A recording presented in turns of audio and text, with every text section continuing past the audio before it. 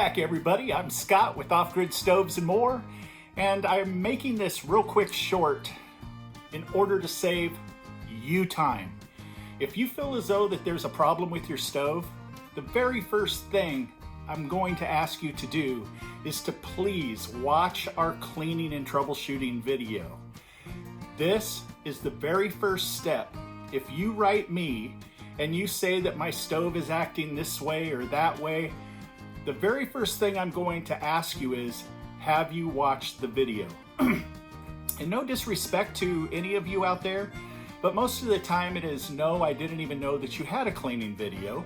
So I am going to figure out how to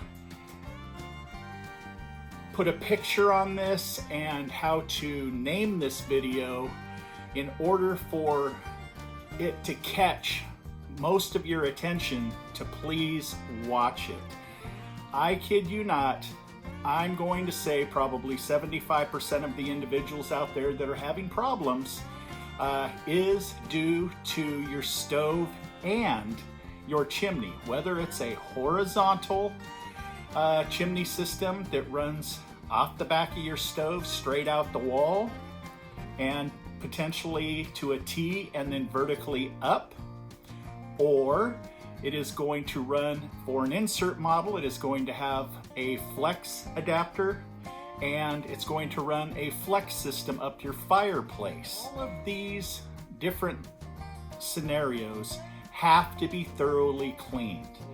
You're going to want to make sure from this point out or out and up is completely swept. And don't forget the chimney caps. The chimney caps are very, very important due to the fact that if you have a high vertical chimney and you're in a cold environment, creosote cools quicker, and as creosote cools, creosote thickens on the walls of the chimney. So more than likely, or I should say a lot of the time, the chimney cap will be plugged solid with creosote, which will then stop the stove from drawing. It will then affect the negative pressure. The air sensor is going to freak out, shut down, run randomly high, low, all of the scenarios out there. Okay, so there you go. And then if you have any problems after that, contact me and I will move on to gaskets, motors, electronics, etc. Have a great day. Stay safe out there in this crazy world. Peace.